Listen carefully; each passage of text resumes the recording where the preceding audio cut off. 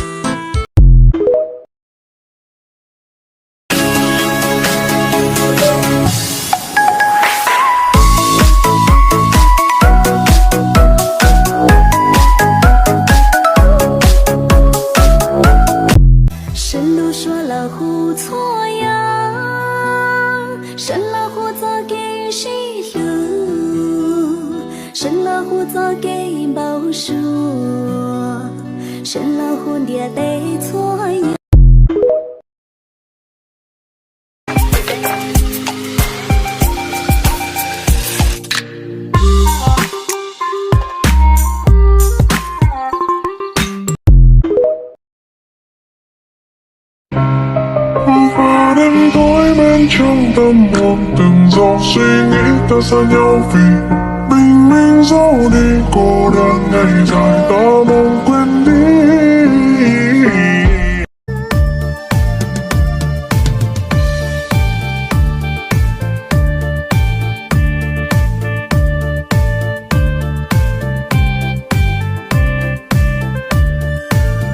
cụ trăng lu có nơ tơ yo tia si cho lờ lọ cụ trăng yo lu có thia lu mo y chi.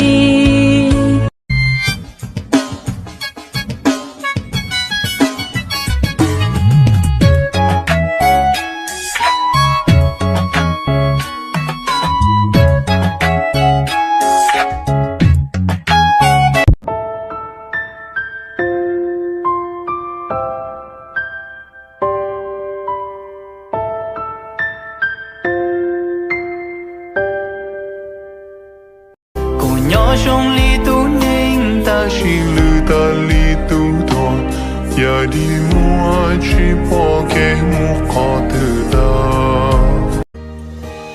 chua chua tu ninh chùa có ý lên đời nó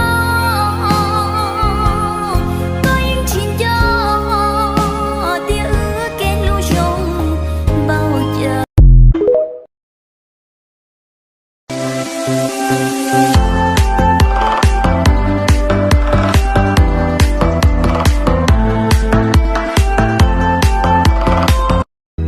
Có những lúc buồn cũng chẳng biết nói với ai, từng dòng cảm xúc cứ mãi quấn quanh. Đuôi đu cha cho kết lu nữ yo nhua cha nữ yo chỉ cho nên dia tay xe qua loa lúc có cả kia lo cha thầu cả cho tao lúc qua mùa.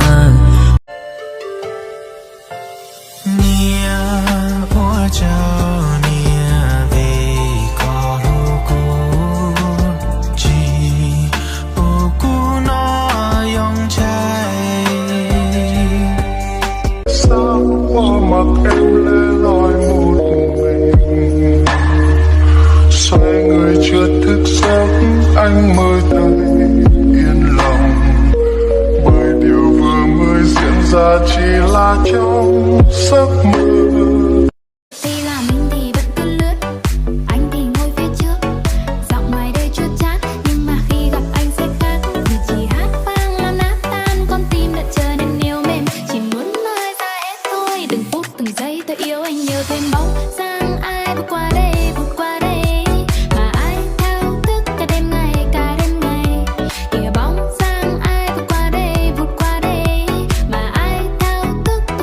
Nói là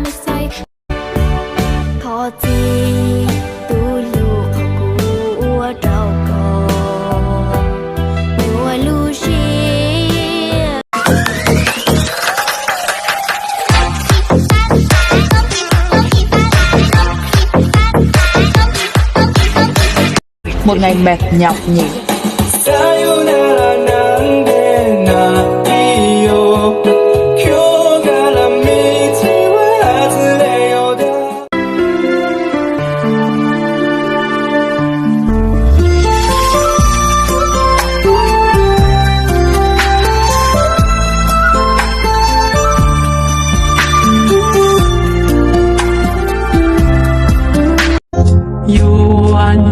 Rong chia đó có đua mà đó chỉ nhua múa đua trong có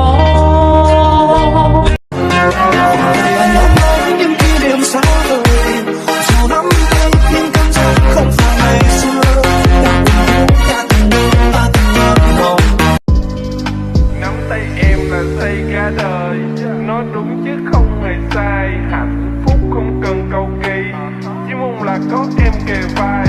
Trứng đáng thì luôn cần mở, còn vấp thì vẫn cần bơ. Trái tim anh cũng cần thở, nhưng cần nhất là cần em cơ.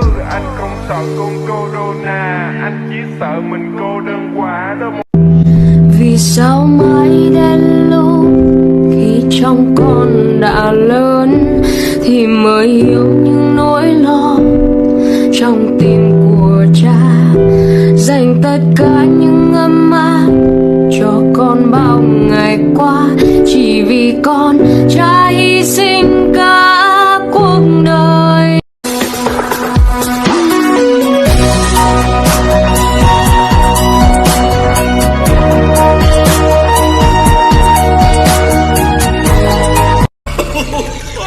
在这里面沟里的有虐蛋狗的这种搞先生先生啊，我搞先生啊，先生啊。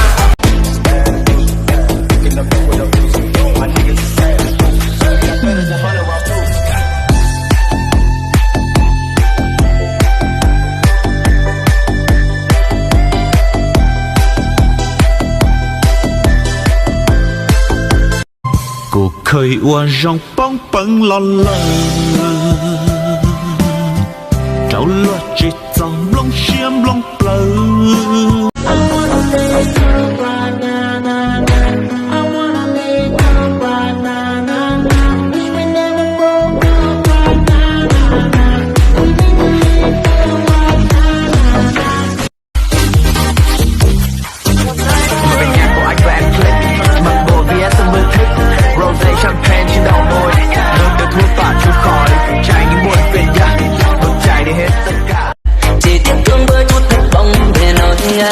Mưa ơi mưa đừng rơi để nụ cười hắt gió bờ môi, cứ đành đến đôi đường để lên nào mối. 我讲侬呢，要得只侬，刚好拿活着古那了。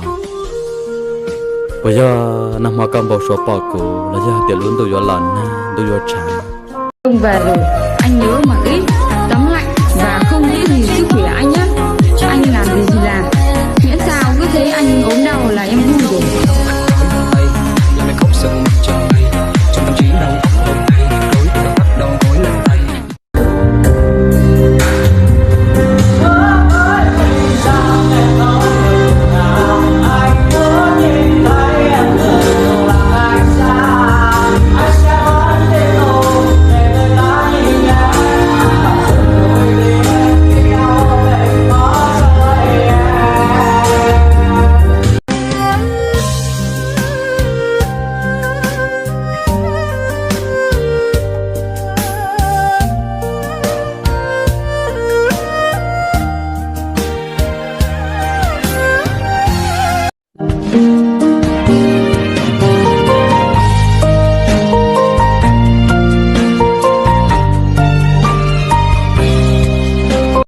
Góc nhà chỉ còn mình tôi ngồi nhìn trăng đêm, bao nhiêu ký ức một thời giờ thành cay đắng một đời. Nhà cao xe sáng quay cuối lòng lấy dòng tối còn